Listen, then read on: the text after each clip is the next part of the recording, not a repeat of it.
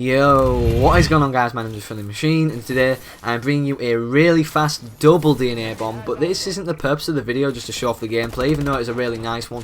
But there's a few things I want to clear out the way first about the gameplay. Like I said, it is a really fast double DNA bomb, and in total, in game time, and this might confuse you a little bit, I've cut the gameplay so at every possible moment where I can actually pick up a kill, which I'm actually involved in running around the map instead of waiting for timers and intervals between rounds and starting the match. It took 5 minutes and 48 seconds to get 2 DNA bombs, and I think that's pretty impressive, let alone for 1 DNA bomb, but 2 DNA bombs. I just thought this was a freaking nice gameplay, and I just wanted to share it with you guys today. And I just want to say it is a Friday when I'm recording this now, so there will definitely be a shout out Saturday. I don't want to miss that again, don't want to make the same mistake, but this will be very late up Friday, so hopefully you guys can stick tuned for shout out Saturday to see who got the shout out this week. But today, the video isn't going to be about the gameplay, even though, like I said before, it is a really nice one, and it's probably one of my best. And I'm usually, when I upload my best gameplays, I kind of give it the title and everything and give it a lot of attention, but today I want to kind of discuss something with you guys, because using this gun and using this particular class setup of the BAL Inferno variant, the Elite variant, I figured that this was the best and most overpowered gun in any Call of Duty ever. I don't know about you guys, I mean a lot might disagree and say, oh well, the Obsidian Steed's better, but honestly, I've tried both. I don't have the Obsidian Steed, but I've used it and it's nothing compared to this gun. If you're accurate with this gun, just because of the fire rate mainly, because it's got as much damage as the normal BAL, but the fire rate, if you're accurate with it and land all the shots, you can just land so many shots before anyone has a chance to actually shoot you. And I think this is the most overpowered gun in any Call of Duty ever, just because of the fact that in Advanced Warfare they obviously added different variations of guns, and that's like a whole new system to how guns work and gun balance, and rewarded players for better guns, or just randomly like supply drops, like rewarding us to get a better version of the same gun. It's different. Advanced Warfare have mixed it up, and I kind of like that, and I kind of like the fact that I actually got my hands on this Elite version of the BAL.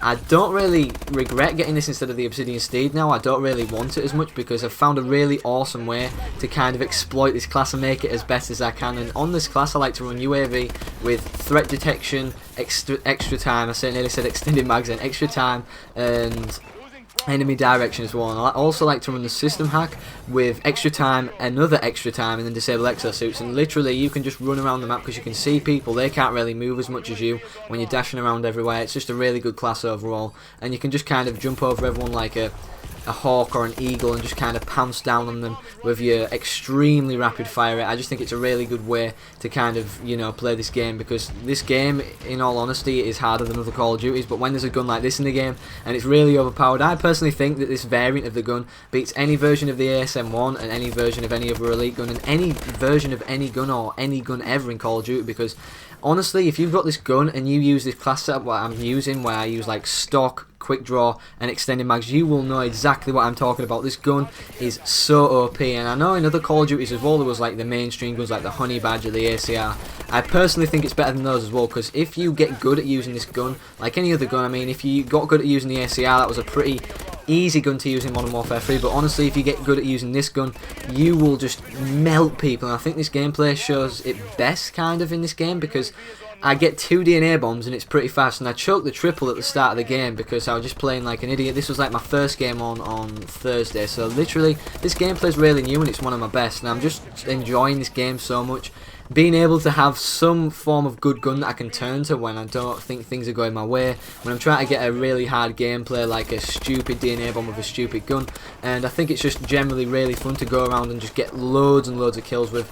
But in other Call of Duties, I think them guns were kind of overused by everyone, but not everyone gets the same guns in Advanced Warfare. I know you see a lot of noobs with kind of really overpowered guns and stuff, like the Elite HBR Insanity or whatever it is, or like the Obsidian Steed, or even the BAL Inferno that I've got here, but they don't know how to use it as well. In this game it's all kind of about movement as well as using the gun, so if you've got the best of both worlds, then you can kind of like really stand out. I mean in other Call of Duties like Call of Duty 5 for example, there were 2 dominant perks. There was Juggernaut and Stopping Power, and if you didn't run one of those, you just got obliterated. Even if you run like double tap it, for example, where it fires faster, like the BAL Inferno fires faster. If you played COD 5, there was a submachine gun called the MP40, and that was a really kind of go-to gun that everyone kind of used. It was kind of like the ASM-1 in this Call of Duty, but on a smaller scale, and it didn't really get a patch as much. Everyone kind of always used it. And in the older Call of Duty, that the guns didn't really get patched as much as they do today. I think they just kind of left the game to turn out how it wanted to, and then because obviously other guns will turn out better than others, so they kind of just left it. And the guns like the MP40, the Honey Badger, they've always kind of been guns that we've always used over others.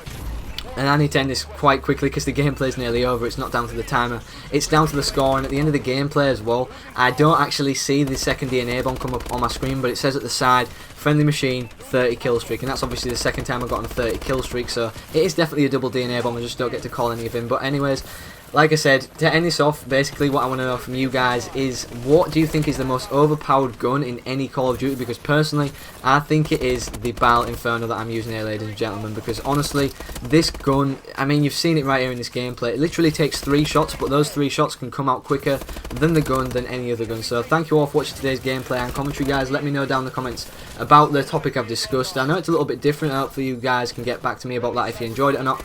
And thank you all for watching. Please leave a like if you really liked it, and a favourite if you really enjoyed it. And I'll see you guys in the next video. Thank you all for watching again, and peace out. Way to tear it up, Sentinel.